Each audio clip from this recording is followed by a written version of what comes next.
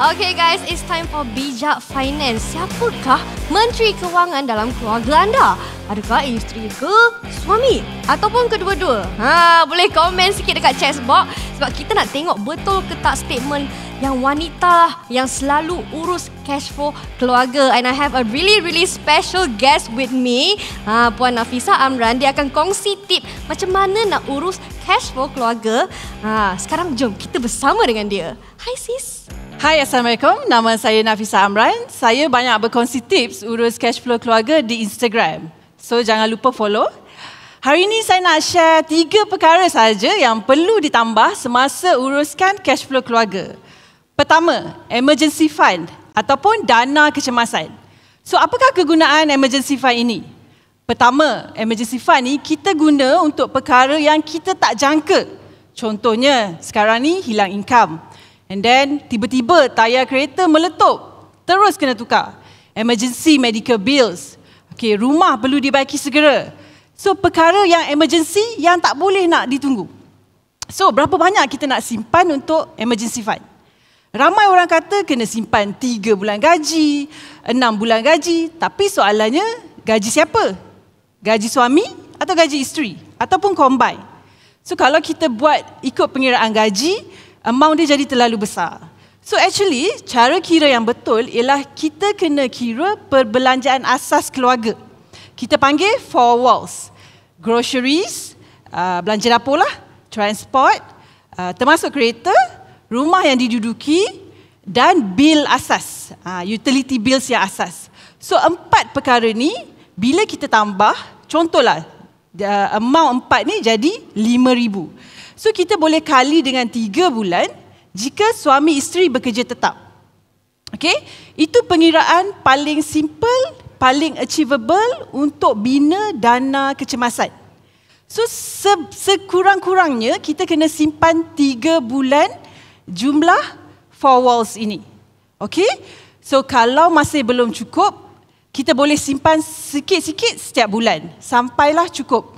So, duit ni kita tak boleh guna sampai betul-betul jadi perkara yang emergency tadi.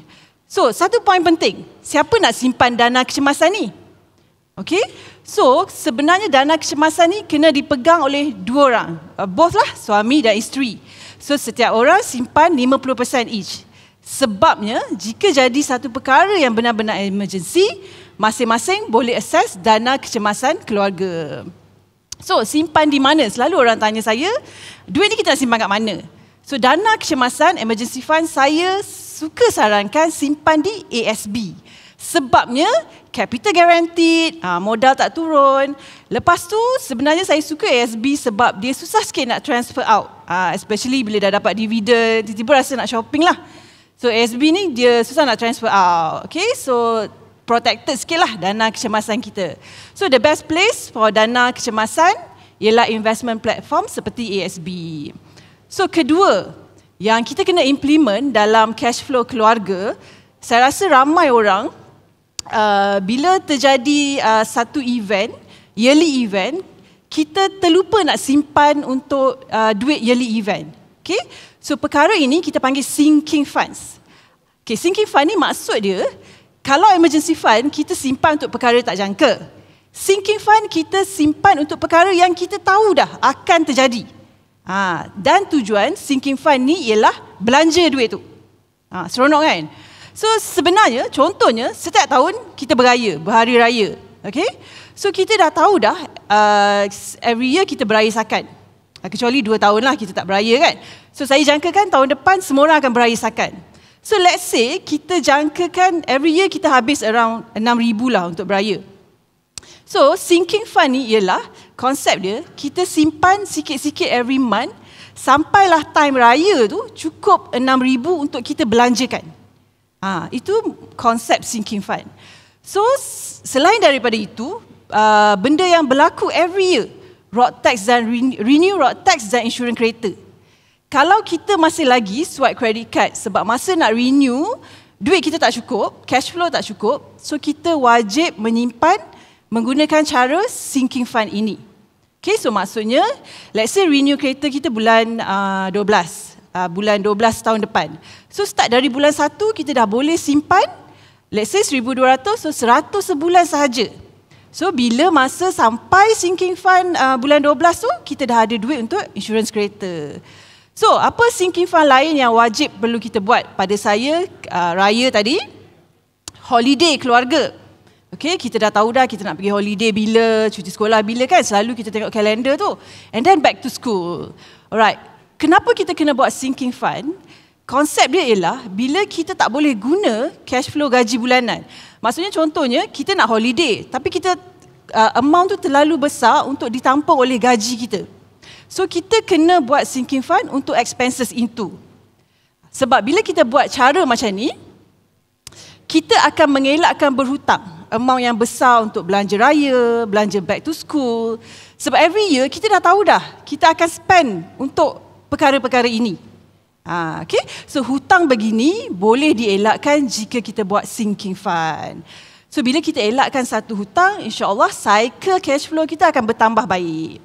Okey, ketiga ini tips yang memang khas untuk wanita urus cash flow. Sebab wanita lah selalunya pergi pasar, beli barang dapur, semua wanita kan. So tips mudah, saya selalu cerita di IG saya ialah untuk barang dapur, groceries, kita kena asingkan. Kalau anda menggunakan cashless dan cash, kita kena asingkan, kita ni ya. So kita guna satu kad, debit card khas untuk kita punya groceries. Maksudnya, every time gaji, kita akan transfer, let's say groceries kita 2,000 lah ya. Transfer mungkin anda dah biasa, anda tahu anda guna 1,000 untuk cash, 1,000 untuk grocery, untuk cashless. So cashless bila kita pergi supermarket, Jaya Grocer ke supermarket, kita swipe. Tapi untuk cash, kalau anda tahu, anda memang orang yang mengguna cash. Macam saya tahu grocery saya ada pergi kedai biasalah kan. So saya memang kena bayar cash. So every month kita hanya akan keluarkan duit sekali sahaja sebulan. Okay? So apa sahaja yang guna cash, saya akan keluarkan duit tu sekali sahaja sebulan. Tapi macam mana kita nak make sure duit tu tak habis? Sebab bila kita nampak duit banyak kan, so kita takut duit tu habis. So kita, konsep dia kita panggil cash envelope. Okay, kalau anda Google pun, benda ni banyak diguna pakai. So cash envelope, anda akan letak ikut kategori. Okay, saya nak wanita cuba try buat. So contohnya saya guna groceries. Saya tahu dah setiap bulan berapa amount grocery lebih kurang yang saya guna untuk cash. Kemudian eat out. Ini yang nak beli goreng pisang tepi jalan. Kan? So saya cuma keluarkan duit ni sebulan sekali je. Alright? Tapi kita kena tahulah lebih kurang amount tu. Along the week anda akan tahu amount anda belanja ni berapa. And then untuk belanja sekolah anak, senang. Dah keluarkan siap-siap. So macam ada kalau anda nak buat akaun sedekah. Okay? So konsep dia ialah kita bila dapat gaji, kita terus asingkan penggunaan duit kita tu. Alright, ikut apa yang kita guna. So kalau anda perlukan 3,000 cash, keluarkan 3,000 cash dan letak dalam cash envelope supaya anda tahu grocery duit yang ini. Okay, kita nak keep track supaya kita tak terbelanja lebih. So, debit card saya guna hanya untuk grocery je saya asingkan. Okay. So magic dia bila kita buat macam ni ialah, apa magic dia bila buat cash envelope? Sebenarnya kita nak naikkan awareness kita about cash flow. Kita akan aware yang bila duit kita dah habis kat grocery, let's say kita letak grocery ni 1,000, lepas tu kita tengah bulan dah habis dah. Tapi kita buka peti ais, banyak lagi lauk. So dari situ kita akan naikkan awareness kita dan kita akan cuba baiki cara kita belanja. Okay. So, insyaAllah, saya rasa cara ni sangat berguna sebenarnya, especially untuk wanita. Okay, sebab saya sangat sukalah kalau kita boleh keluarkan duit sekali saja sebulan. Sebabnya sekarang ni bila kita nak ke ATM pun kita beratur dan kita akan kuranglah pening, kuranglah bergaduh suami isteri. Yang kenapa you tak ambil cash hari ni? I dah pesan dah ambil cash kan? So, kita boleh kurangkan benda-benda bergaduh pasal duit. Benda-benda yang simple. Kadang-kadang kita bergaduh benda simple sahaja. So, actually itu tips yang saya rasa semua orang boleh buat. Banyak lagi tips yang saya share tapi di Instagram saya lah. So boleh follow saya. Okay, di Instagram. So kalau ada soalan tentang, kita panggil benda ni ialah budgeting lah. Okay, so insyaAllah kalau anda cuba buat, boleh follow saya.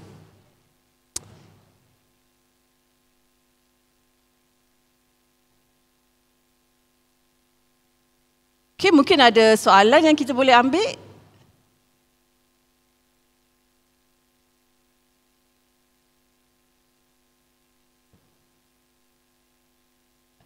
Okay, norma baru.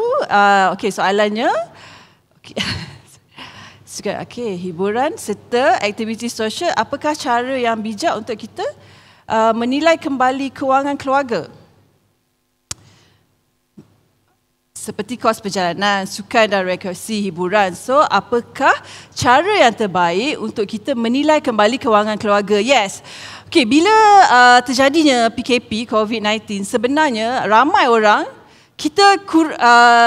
dia akan terpecah dua lah. Ada orang yang mengambil opportunity ini untuk save a lot of money sebab kita ada moratorium dan dia restructure kewangan menggunakan duit moratorium. Okay, so saya rasa kita dah 2 tahun PKP dan siapa yang on track ambil moratorium dan dia belajar invest, use the money untuk mengurangkan hutang. So dan juga mengurangkan perbelanjaan. Bila kita duduk di rumah, kita mengurangkan a few perbelanjaan, perjalanan, sukan dan rekreasi. Yes. So bila kita actually dah create a good money habit. So saya rasa walaupun kita dah habis, kita dah boleh keluar, kita patut teruskan apa yang kita dah achieve selama almost 2 tahun PKP. Okay? Tapi pada saya tak ada masalah sukan dan rekreasi. So kita cuma kena make sure kita ada duit to spend. Okay, menjawab soalan tak? Okay, mungkin ada soalan lain yang boleh ditanya? Okay, perlukah seorang pelajar menyediakan emergency fund? Okay, so emergency fund ni tujuan dia macam saya cakap tadi, tiba-tiba tayar kereta, tayar motor rosak. So boleh tak terjadi pada anda? Boleh. Boleh tak pelajar tiba-tiba mungkin dia dapat lambat sikit lah dia punya allowance tu kan. So dia ada gap of one week ke. Boleh juga jadi. Maksudnya macam hilang income. So setiap orang yang pegang duit, maksudnya money in, money out every day. Dia pegang duit kan, dia terima duit dan dia membelanjakan duit, memang memerlukan emergency fund. Okay, mungkin amount dia kecil sikit lah. Macam 4 walls yang kita cakap tadi. Alright, so boleh kira ikut cara itu. Alright. Saya suka soalan ni. Pelajar, yes. Kalau pelajar dari kecil, dari belajar lagi dah biasa kan ada emergency fund, insyaAllah bila dah kahwin, bila dah berkeluarga nanti, anda akan kekal bawa emergency fund tu. Okay, so emergency fund ni, kalau kita tengok time PKP ni, memang sebenarnya itulah, masa ni naiklah awareness tentang emergency fund because ramai orang hilang pekerjaan. So bila hilang pekerjaan, barulah kita sedar sebenarnya setiap orang, setiap keluarga memerlukan emergency fund. Okay, so tujuan emergency fund yang paling ketara sekarang ialah kehilangan income ataupun income turun. Okay, mungkin dah habis kot ya soalan. Oh, ada lagi. Okay, bagaimana nak buat sinking fund untuk yang tiada pendapatan bulanan? Okay, tiada pendapatan bulanan maksudnya, tapi ada perbelanjaan tak? So perbelanjaan anda datang dari mana? Adakah dari, mungkin soalan tadi dari suri rumah? Adakah dari suami anda? So, pada saya, cash flow keluarga ni, walaupun kita suri rumah, kita perlu teamwork dengan husband untuk keluarga. Okay, maksudnya sebab bila kita spending tu, kita spending as a whole, as a family. Kan? Kita spending as a whole, as a family. So, kita kenalah bila merancang kewangan keluarga tu, kenalah as a whole. Because sinking fund gunanya untuk family. Kalau tiada pendapatan, tapi I'm sure pendapatan keluarga tu ada. Mungkin soalan tadi ialah pendapatan personal. Tapi pendapatan keluarga kalau ada, kena cuba masukkan dalam bajet kita. Alright, so sinking fund kita ingat tujuan dia untuk belanja akan datang dan mengelakkan hutang. Sebab kita belanja tu is a big amount. So kita nak mengelakkan hutang. Sebab tu kita buat sinking fund. So kalau anda berjaya buat one cycle of sinking fund pun, insya-Allah the next round of cash flow akan jadi lagi cantik. Okay, thank you so much.